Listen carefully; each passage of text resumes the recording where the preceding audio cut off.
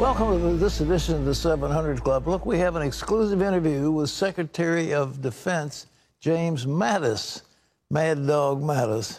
What does he say about Korea? Well, he says there are opportunity for talks between the United States and North Korea, but only if Pyongyang will stop testing nuclear and missile programs.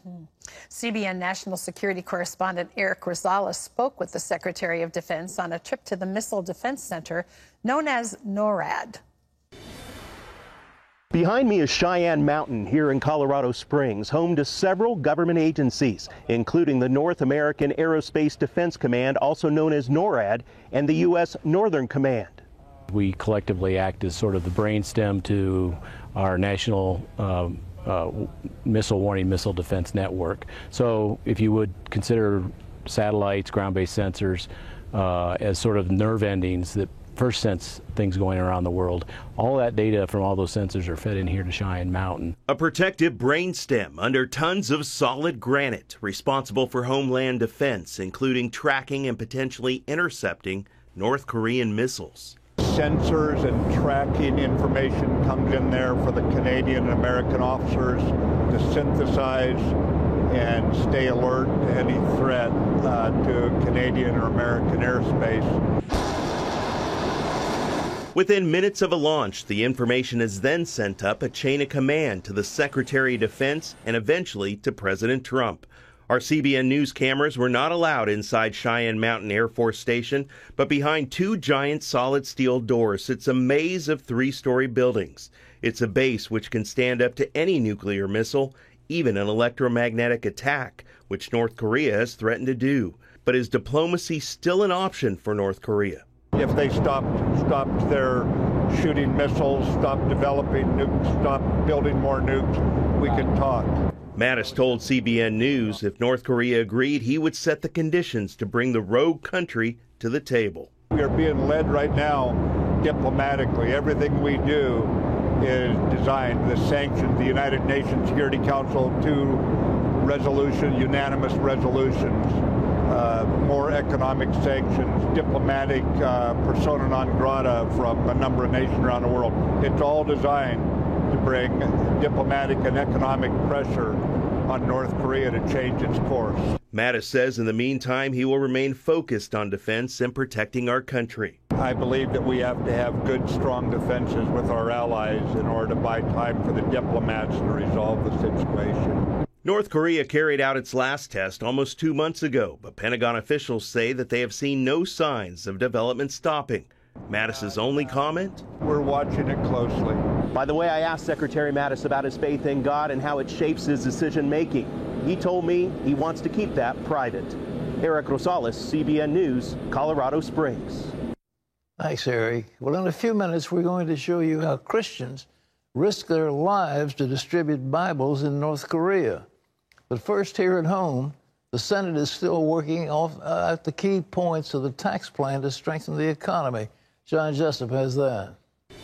That's right, Pat. The House has already passed its tax bill, and senators are hoping to vote on their version soon. And as Heather Sell reports, repealing Obamacare's individual mandate may not be part of the final bill. The White House said this weekend that although it considers the individual mandate a tax, it is comfortable with dropping it from the tax bill.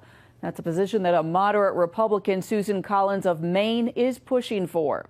The biggest mistake was putting in a provision from the Affordable Care Act into the Senate bill that's not in the House bill, and I hope that will be dropped. Collins says she doesn't like both the mandate and the penalty that Obamacare imposes on people who don't buy health insurance. The fact is that those fines are paid overwhelmingly by people who make less than $50,000 a year. 80% of the people who pay the fines fall in that category. Collins also said Sunday that she wants to cut the business tax rate to just 22% rather than the 20% currently in the bill. But the White House is saying no.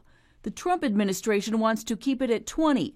It argues that would help to grow the economy and ultimately reduce the national debt. There's a lot of people preaching concern about those debts. The reality is, if we don't grow our economy, we are never going to pay for the things that we need to do, such as to rebuild our military. If we're the 1.8% GDP growth that we suffered under the Obama years, we will never be able to afford the things we need to do to make our border secure and make our world secure. So far, tax reform is moving on a fast track. The House passed its bill last week, and the entire Senate is set to vote after Thanksgiving. But Collins and 5 other Republican senators have concerns about the bill. If the Senate leadership changes the bill to address their issues, it could lose the votes of other senators. And with just 52 Republican senators and total opposition from Democrats, the GOP needs every vote it can get. Heather Sell, CBN News. Thanks, Heather. Pat, do you think lawmakers are going to be able to pull this one across the line?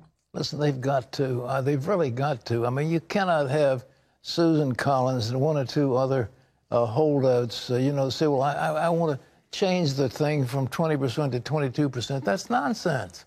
I mean, come on. I mean, we're going to hold up that whole bill on a 2% margin in terms of a tax bill. And you've got Lisa Murkowski, you've got these 4 or 5 holdout people. But what they say is just specious. It's specious nonsense. And I don't understand what's the matter with them. They're going to lose control of the United States Senate unless they pass this. It's that simple. They will lose many seats. The American people will say, we're sick with you guys. We're going to give it over to the Democrats. That's what is at stake here. And it's not 2% or 1%. It's control of the Senate and the possibility of confirming judges and on down the line. It is a major, major thing. And those 3 or 4 holdouts cannot hold this up. I mean, it just isn't right.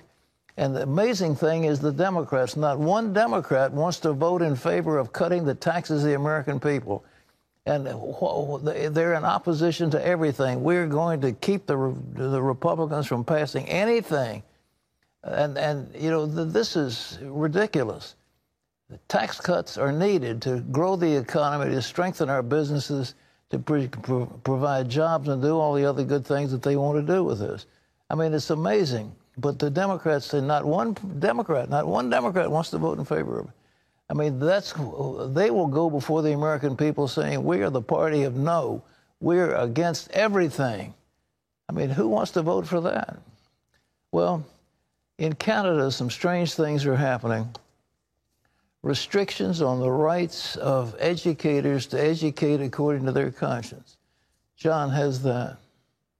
That's right, Pat. A Christian university in Canada is being told not to proceed with plans on building a law school because if it does, its graduates won't be considered real lawyers. The school is facing a legal battle headed all the way to Canada's highest court over its accreditation because of its Christian standards. CBN's Wendy Griffith traveled to British Columbia for this story. With some 4,000 students, Trinity Western in Langley, British Columbia is Canada's largest and fastest growing Christian university. For 55 years, they've been graduating students from all over the world. In 2012, they decided it was time to add a law school. But 2 Canadian law societies objected, arguing TWU's Christian Covenant discriminates against the LGBTQ community, and therefore the school's future law school should be denied accreditation.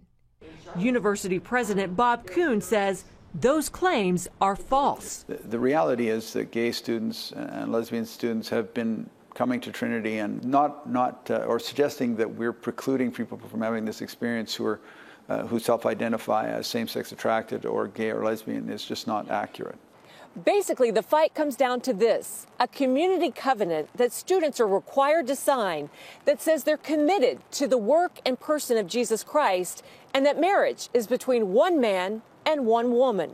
It also asks students to refrain from sexual activity outside of traditional marriage. Same-sex advocacy groups claim this means that LGBTQ persons, including married ones, can never be their authentic selves while attending TWU. No one should be forced to renounce their dignity and self-respect in order to obtain an education. Attorney Earl Phillips says the case pits religious freedom against equal rights. I think it's a big, important case, and it's really about what kind of society are we going to have in Canada. I'm hoping that the court will say we have a society here that is open to a lot of different ideas. Some Trinity Western students call the charges of discrimination ridiculous, including 24-year-old Haya Fadah of Jordan. Haya is a Muslim. She came to the university specifically for its highly acclaimed linguistics program. She says her Muslim faith is not only accepted, but when they discovered she wasn't eating the school's regular chicken. The second week, they got me halal chicken and they started cooking me halal meals. Wow. Just for me, just for one person. So actually, they care for you. They put your needs first. Phillips says the case has implications beyond the Christian community in Canada. If we are not allowed to have a law school because of what the Community Covenant says, I am concerned that for everybody, whether they are of the Christian faith or some other faith or no faith at all, everybody's fundamental freedom has been reduced. For such a time as this, that's the theme here at Trinity Western for this year.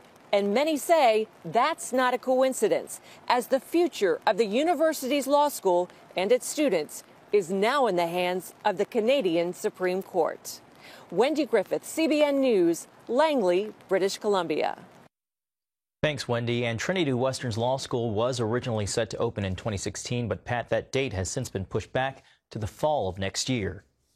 I tell you, if the Supreme Court of Canada caves on this one, it will mark a departure for the whole nation of Canada. You know, they have an FCC in Canada that was so restrictive.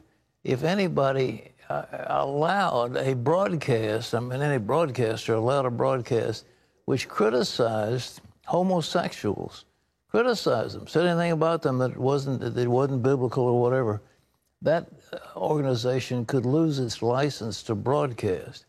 So that's how far Canada went in that direction.